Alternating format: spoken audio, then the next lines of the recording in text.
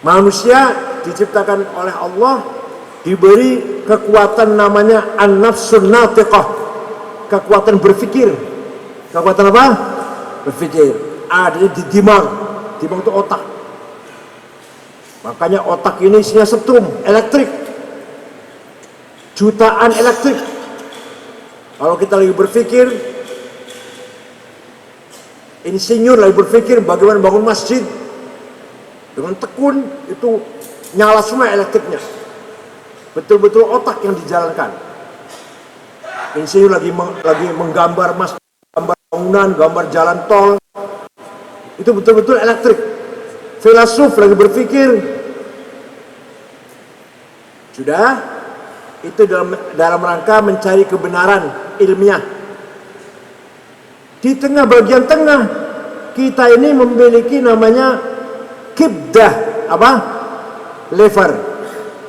Lever kita di tengah.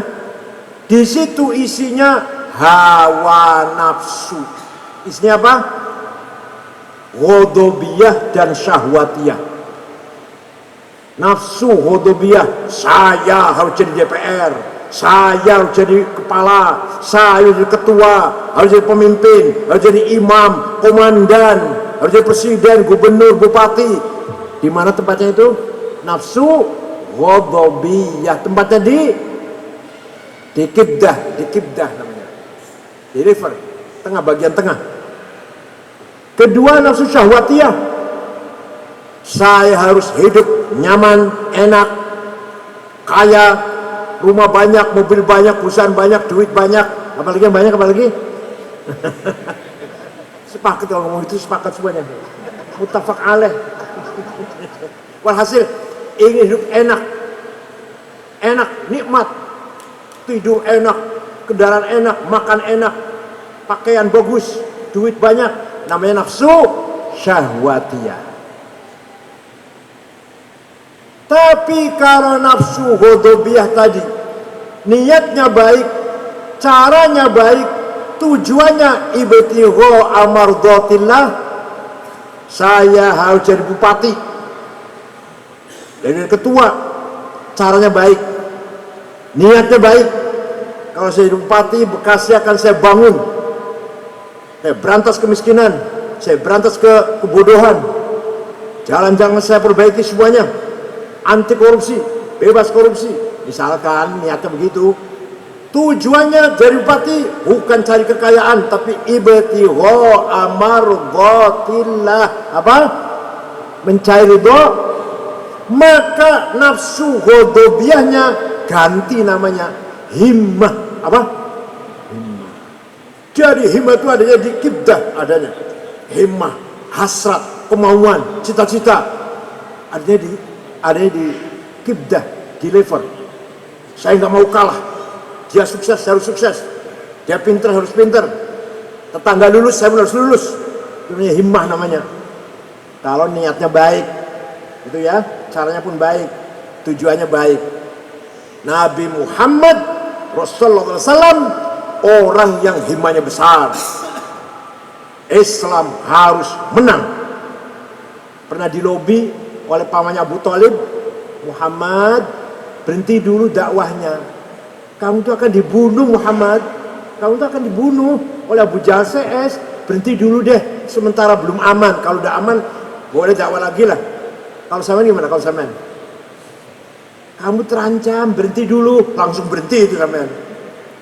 Nabi jawabnya, wallahi law wada'u syamsa fi yamini wal qamara fi yasari ala an atruka hadzal amr ma taraktu hatta ahlika duna. Saya tidak akan berhenti sampai Islam menang. Gitu enggak kira-kira? Kita begitu enggak kira-kira? Kita begitu enggak?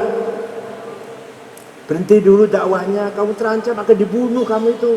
Gimana? Berhenti apa jawabnya begitu? Nah, Nabi Muhammad jawabnya gitu. Makanya kesuksesan seseorang dari hasrat yang besar. Bung Karno himmahnya besar, Ki Haji Hasyim Asy'ari himmahnya besar, Wali Songo himmahnya besar. Islam harus menang di Nusantara ini. Wali Songo, Hasyim Asy'ari, NU harus besar. Begitu pula kayak yang lain lah, sama lah. Ormas yang lain pun sama. Muhammadun qaimun lillahi dhu himami, Muhammadun khatamun lirrusli kullihimi, Muhammadun thabitul mithaqi hafidhuhu, Muhammadun sadiqul aqwali wal kalimi.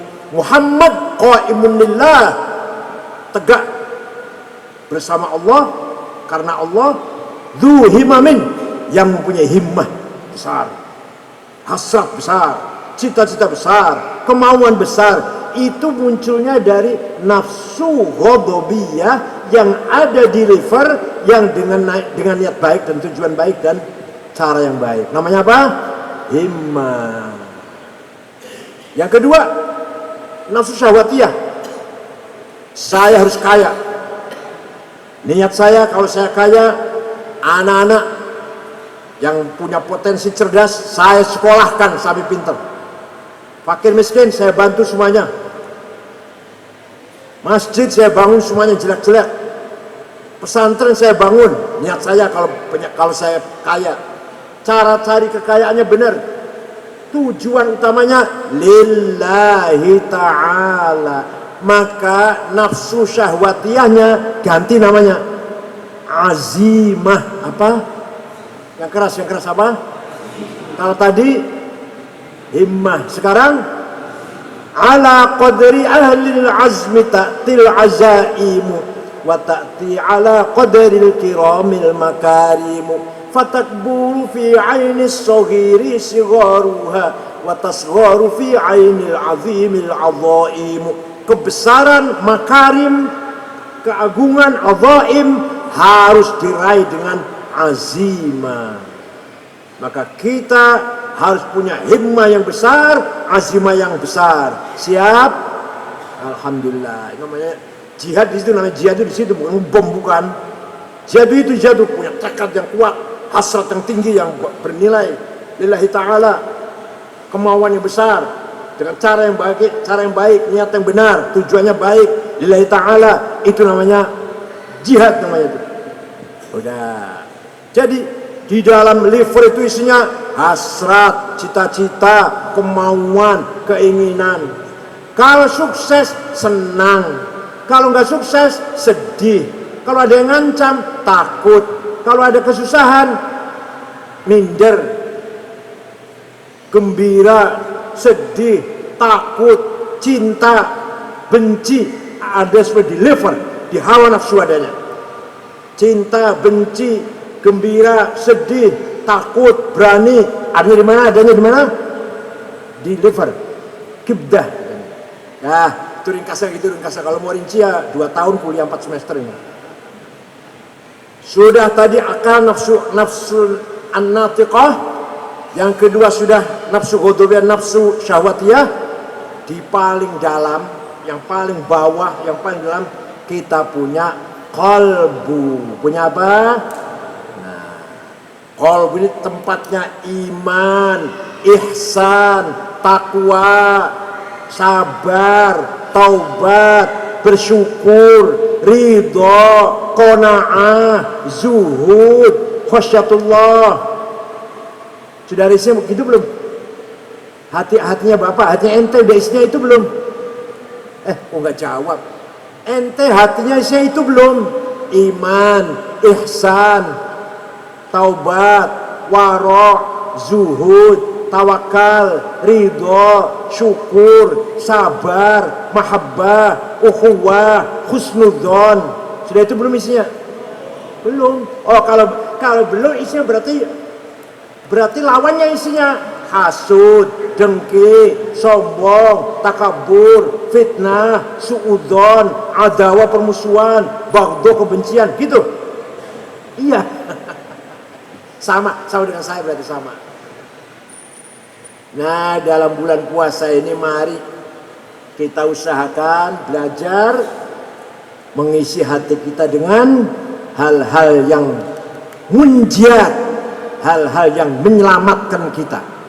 Buang hal-hal yang muhlikat, yang mencelakakan kita. Mari hati kita pertama kali diisi dengan ihsan, dengan iman dulu, dengan iman. Pak, Iman itu, kalau kita betul-betul beriman, jangan katanya. Ente percaya ada Tuhan, percaya Allah ahadun somadun lam yalid walam yulad walam yakul lahu ahad, maha tunggal, maha satu, nggak punya bapak, nggak punya anak. Kata siapa? Kata guru saya. Salah. Kata siapa? Yang benar kata siapa? Kata siapa? Kata saya. Itu namanya beriman, namanya percaya. Percaya dalam hati kita sendiri. Kata siapa? Allah ada satu, maha qadir, maha sami' basir. Kata siapa? Kata saya percaya itu. Bukan kata guru, bukan. Pertama kalinya kata guru, pertama kali kata orang tua. Waktu kecil kita dikenalkan dengan Allah, kan itu ya, oleh ibu dan ayah. Tapi kalau dia dewasa begini, tidak boleh selamanya katanya, harus kata saya. Namanya aja iman, akidah, keyakinan. Kalau nggak dari kata saya, iman apa enggak berarti itu? Yakin apa enggak? Dan sekarang sudah, saya ulang ini.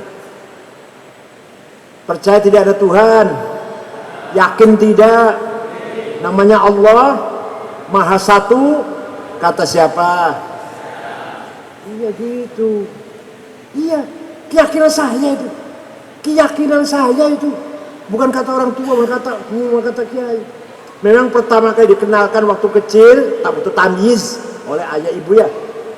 Allah, la ilaha illallah, subhanallah, alhamdulillah, masya Allah, insya Allah, Allahu Akbar. Sejak kecil kita tahu dari ayah, dari ibu. Tapi kalau udah tua begini, harus kata sendiri. Masih kata bapak ibu kiai. Percaya tidak bahwa Muhammad itu Rasulullah? Kata siapa? Percaya tidak bahwa Quran itu wahyu kitabullah? Percaya tidak? Kata siapa? Percaya tidak kepada para malaikat? Kata siapa? Percaya tidak pada hari akhirat nanti ada surga dan neraka, ada pahala dan siksa? Percaya tidak? Kata siapa? Percaya tidak ada qada qadar minallah, khairihi wa syarrihi minallah, baik buruk yang menentukan Allah? Percaya tidak? Kata siapa? Itu loh. Ayo kita tingkatkan iman kita. Jangan selamanya katanya. Saya itu yakin itu kok. Gitu. Allah ada, saya yakin. Muhammad Rasulullah, saya yakin. Malaikat itu ada, saya yakin. Quran itu wahyu, saya yakin itu. Gitu loh. Ayo kita naikkan, kita tingkatkan kelas kita, gitu ya. Sehingga kalau sudah imannya seperti itu, kita akan merasakan halawatul iman, manisnya, indahnya beriman. Kalau masih katanya belum merasakan manisnya iman, belum mencintai iman. Nih, segala sesuatu kalau dengan cinta indah, kalau tidak dengan cinta malah beban. Yang gampang contoh, saya sendiri nih tidak senang mendengarkan musik rock, lagu barat rock, saya nggak senang. Ini malah kalau dengar itu, ini apa sih ini? Bikin budak telinga aja, apa ini? Kan nggak senang. Jadi kalau saya mendengarkan lagu Umi Kulsum, terus Sari Umi Kulsum Mesir itu, saya senang. Berarti apa faktornya? Bukan musiknya, kitanya senang atau enggak. Begitu enggak? Nah, ngasih nafkah anak istri tanpa cinta, beban berat itu. Berat itu, beban itu. Ya kan ada cinta, ringan ya. Ringan. Ibadah, sholat, males, puasa, lapar, haji, umroh, capek, tanpa cinta, males itu. Apa ini sholat 5 kali sehari semalam? Apa ini puasa, lapar, haus. Tapi kalau tidak ada cinta, semuanya menjadi indah. Pegang, omongan saya pegang. Tanpa cinta, kita ini akan menjadi beban. Semuanya akan menjadi beban bagi kita. Tapi dengan cinta, itulah halawatul iman. Puasa itu kan lapar, haus. Ya, karena kita mencintai iman, mencintai perintah Allah, rasanya indah puasa ini. Sholat 5 kali sehari semalam, lagi ngitung duit, berhenti dulu, sholat dulu. Lagi transaksi, tawar menawar, dagangan, adzan, berhenti dulu. Ya Allah, lagi mau keluar dari istri, adzan, berhenti dulu, gak jadi. Paham gak? Karena ada cinta pada Allah. Sholat kalau nggak cinta beban berat. Puasa nggak cinta, aduh capek. Bisa-bisa sakit, bisa-bisa. Ngasih nafkah anak istri tanpa cinta, mau? Ngasih uang, ngasih makan, ngasih sepeda motor, anak, istri, tapi nggak ada cinta, mau? Nggak mau, beban itu. Tapi dengan adanya cinta, semuanya indah. Nah, ini adanya kolbu cinta ini. Paham tidak? Nah, sedikit tentang kolbu ya. Kolbu itu yang paling dangkal namanya basirah. Apa? Yang keras biar nanti ingat apa? The eye of heart. Mata batin. Jadi kolbu itu punya mata. Kolbu punya mata. Kalau ini bahasa Arabnya basor, mata luar ini. Kalau mata hati namanya basirah. Untuk Quran mengatakan semua manusia punya basirah. Balil insanu ala nafsihi basirah. Manusia itu punya basirah, punya mata hati, punya mata batin. Untuk apa mata batin itu? Untuk apa? Fa'alhamaha fujuraha wa taqwaha. Untuk mengetahui mana benar, mana salah, mana lurus, mana bengkok, mana takwa, mana fujur. Taunya dari mana taunya? Dari basirah. Adil itu benar, zalim itu jelek. Sidik itu benar, kizib itu jelek. Jujur itu baik, bohong itu salah. Dari mana taunya? Taunya dari mana? Basirah. Dari mana taunya? Kalau lihat orang cantik, mata ini, oh ini cantik, ini nggak cantik, ini mata ini. Kalau mata hati, ini baik, ini buruk. Wahadainahun najdain, hudal haq wa hudal batil. Qad tabayyana rusydu minal ghayy. Hadza usdun wa hadza ghayyun. Tahunya dari mana? Dengan basirah. Semua punya basirah, punya.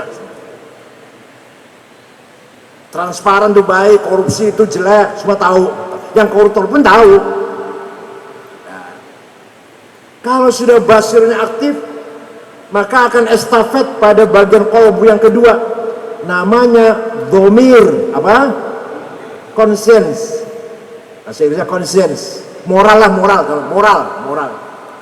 Nah, moral ini fungsinya apa? Akan mengeluarkan perintah atau larangan. Perintah atau larangan. Setelah basirah mengatakan jujur itu baik, bohong, menipu, manipulasi itu jelek, salah, maka dhamir moral akan mengatakan do it, if'al, jujur, lakukan yang baik, wala taf'al, ini yang jelek, jangan yang ini nih, don't do that. Jadi dhamir itu perintah ngambil yang baik, melarang ngambil yang tidak baik. Yang tahu basirah, jujur itu baik, bohong, menipu itu salah, jelek. Maka moral mengatakan jujurlah kamu, if'al, jangan bohong kamu, la taf'al, do it dan don't do that. Paham tidak? Semua punya gitu. Semua suara itu ada, suara itu masih. Aduh, kalau nggak ada bukan manusia namanya. Ada suara itu ada, lakukannya. Katakan sudah gampang aja deh, gampang aja. Ayo zakat, ayo zakat. Kalau ini sudah saatnya zakat ini. Jangan sayang, jangan eman-eman. Jangan sayang-sayang, keluarkan 2,5%. Bakhil itu jelek, jangan bakhil, jangan pelit. Ada suara itu ada ya? Ada ya? Ada azan subuh, ayo sholat ke masjid. Itu apa itu? Suara apa? Dhamir namanya, moral. Jangan males, jangan tidur terus, wajib sholat masjid. Nah, itu namanya dhamir. Hanya dhamir ini ada 3 grade. Ada 3 apa level ya? Ada dhamir ijtima'i, moral lingkungan. Kalau di depan muridnya, di depan anak buahnya, khusyuk, sholat Jumat jam 10 udah berangkat, duduk di depan sendiri, bawa tasbih, karena di tengah-tengah masyarakatnya. Kalau jauh dari masyarakatnya, wallahu a'lam. Apalagi kalau dari luar negeri, wallahu a'lam itu. Ini orang punya moral, punya dhamir, hanya sebatas lingkungan. Masih baik daripada di depan mertuanya nakal. Di depan muridnya nakal, di depan lingkungannya nggak karu-karuan, ini nggak punya dhamir namanya. Kalau yang tadi masih punya domir, masih punya moral. Di depan keluarganya, di depan tetangganya, khusyuk. Seperti betulan, gayanya, sorban, adzan Jumat jam 10 udah berangkat. Karena di depan keluarganya. Yang kedua, domir qanuni, moral, legal, formal. Ada aturan, jalan. Gak ada aturan, gak mau. Ada amplop, ceramah. Gak ada amplop, gak mau. Ada selari ngajar, nggak ada selari mogok, nggak mau ngajar. Ini masih punya domir. Yang nggak punya domir, amplop diterima, ngajar nggak. Ada nggak itu? Ada nggak itu? Nggak ada. Ini domir yang kedua, domir legal formal. Atau contoh kecil. Ini soundnya rusak. Bukan urusan saya, ada tugasan sendiri. Tapi padahal saya bisa memperbaiki, itu bukan tugas saya. Kalau saya tugasin, resmi saya tugasin untuk petugas yang memelihara sound atau listrik atau di sini masjid ini, saya siap. Kalau nggak ada tugas, nggak mau. Wah, ini orang punya moral tapi sangat legal formal. Sudah wayah saatnya azan, belum azan, ayo azan, nggak mau, bukan tugas saya. Waduh, ini orang sangat formal nih. Nah. Yang ketiga, yang paling mulia adalah domir dini, moral ukurannya agama. Entah di depan keluarga atau jauh dari keluarga, ada amplop, nggak ada amplop. Kalau baik saya lakukan, kalau jelek saya tinggalkan. Ukurannya apa? Yang jadi ukuran apa? Ad-din, agama lillahi ta'ala. Dapat pujian, gak dapat pujian, dapat saksian, alah apa itu, tetap saya istiqomah. Itu namanya lillahi ta'ala namanya. Nah, kalau sudah basirohnya aktif, domirnya aktif, maka yang ketiga namanya fuad. Apa? Dalam hati kita, kalbu kita namanya fuad. Fuad ini hakim yang akan menghakimi kita sendiri. Dan fuad ini tidak bisa bohong. Bukan gak mau bohong, diajak bohong gak bisa. Maka dzabal fuadu ma ra'a. Fuad gak bisa bohong. Contoh, demi Allah saya tidak terlibat korupsi. Padahal ia terlibat. Fuadnya ngomong terlibat. Demi Allah bukan saya. Saya dapat sedikit, banyak. Saya cuma, bukan ide saya bukan aktor intelektual, saya cuma ke bawah-bawah. Idenya saya, yang mulai saya, yang jahat saya. Begitu gak? Pernah gak? Pernah gak gitu? Ada apa-apa? Enggak, saya nggak tahu. Tahu. Begitu pernah gitu? Oh, ngaku aja lah. Berarti masih punya fuad, masih mending, masih baik itu. Masih ada yang menegur, kamu salah. Kamu tidurnya nggak nyenyak. Kamu kesana kemari nggak tenang. Langkah kamu berat. Kamu punya salah. Misalkan gempar, ada orang hamil nggak ada suaminya. Yang merasa kan nggak enak kan, dagdikduk kan. Nggak enak rasa langkahnya. Tidurnya nggak nyenyak, langkahnya berat. Itu namanya fuadnya masih jalan. Nah, tapi kalau kita benar kita zakat benar, sedekah benar, ibadah benar, tidak terlibat apa-apa, fuad akan menjadi vonis, kamu benar, kamu baik, kamu tidur nyenyak, langkahmu ringan, hidupmu tenang, percaya diri. Betul nggak? Betul ya? Pak Mahfud MD tuh kalau ngomong ceplas-ceplos tambah beban. Beliau sendiri nggak korupsi, enak saja ngomong. Coba yang korupsi, berat ngomong gitu, berat. Paham tidak? Nah, bahkan yang kena korupsi, yang kena omongannya Mahfud MD deg-degan karena merasa. Nah, kita masih punya fuad. Fuad ini harus didengar. Kita semua fuad harus aktif dan didengar. Hakim pun harus punya hakim fuad. Jaksa harus punya fuad. Polisi harus punya fuad. Pejabat harus punya fuad. Untuk menentukan kamu salah atau kamu benar. Yang bohong itu mulut. Malah kalau bahasa Jawa kasar, yang bohong itu cangkem. Kasar cangkem itu. Yang bohong itu cangkem. Fuad nggak pernah bohong, nggak bisa bohong. Mari fuad kita pelihara. Biasanya fuad ini akan bersuara keras ketika naik pesawat, pesawatnya oleng. Ketika naik perahu, naik kapal lautnya mau tenggelam. Oh, itu baru fuadnya tuh. Ya Allah, ya Allah, ya Allah, ya Allah, tok istiadah. Saya banyak dosa ya Allah, saya banyak dosa ya Allah, selamatkan ya Allah. Sudah sampai ke daratan, selamat. Kembali lagi tuh. Oleh karena itu tadi himmah dan azimah harus disetir oleh basirah, dhamir dan fuad. Istafti qalbak albirru matma'anil qalbuk wal ithmu ma haka fi nafsik. Tanya pada dirimu sendiri, kalau yang kamu lakukan kamu tenang, itu benar. Kamu yang kamu lakukan itu tenang, dilihat orang banyak seneng, disyuting oleh kamera seneng, lagi bagi-bagi sembako misalkan. Tapi kalau yang kamu lakukan itu tengok kanan, tengok kiri dulu, jangan ada orang tahu, jangan anak jangan sampai tahu, istri jangan sampai tahu. Wah, itu dosa itu. Wal itsmu ma haka fi nafsik. Dosa itu kalau dilakukan kamu alergi, kamu ragu-ragu, kamu gatal rasanya. Tengok kanan, tengok kiri dulu. Itu dosa itu berarti itu. Gampang ya.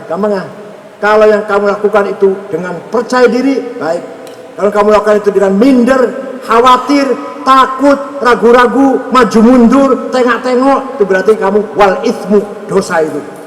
Gampang ya. Nah, mari kita tingkatkan setelah iman kita baik menjadi ihsan. Ihsan kata Rasulullah SAW, anta'budallah ka'annaka tarah fa illam takun tarah fa innahu yarak. Ihsan itu adalah sehari-hari kita ini, baik lagi sholat maupun lagi dagang, di kantor maupun di pasar, di masjid atau di madrasah, harus selalu melihat Allah. Harus selalu melihat. Waduh, sulit tuh, nggak bisa itu. Kalau tidak bisa, maka yang penting kamu harus sadar bahwa Allah menyaksikan kamu. Apa yang kamu lakukan, Allah melihat. Ihsan sudah minimal, ihsan minimal itu. Kalau ihsan maksimal, saya melihat Allah. Ihsan minimal, saya sadar Allah melihat saya. Di pasar Allah melihat. Di masjid Allah melihat kita, di kantor Allah melihat kita, tanda tangan Allah melihat kita, transaksi Allah melihat kita, kita lagi ngomong Allah melihat kita, bohong atau jujur, lagi rasanya gunjing ya, ngumpat, gunjing, Allah melihat kita, walaupun yang lain gak melihat, lagi menfitnah orang Allah melihat kita. فَمَنْ يَعْمَلْ مِثْقَالَ ذَرَّةٍ خَيْرًا يَرَهُ وَمَنْ يَعْمَلْ مِثْقَالَ ذَرَّةٍ شَرًّا يَرَهُ. Barang siapa berbuat baik sekecil apapun, Allah menyaksikan. Barang siapa berbuat jahat, dosa, menyimpang, melanggar, sekecil apapun, ditutupi rapat-rapat kayak apapun, Allah melihat. Namanya ihsan namanya. Sudah sampai situ belum kita ini? Belum. Terus kapan udah tua masih belum, kapan terusan? Sudah sampai, ayo kita belajar sampai situ ya. Makanya hati itu bagaikan rumah. Ada pintunya rumah itu. Jaga pintunya. Jaga pintunya kita semua. Kalau yang akan masuk hati kita takabur, hasad, dengki, benci sama orang, permusuhan sama orang, tutup. Jangan boleh masuk.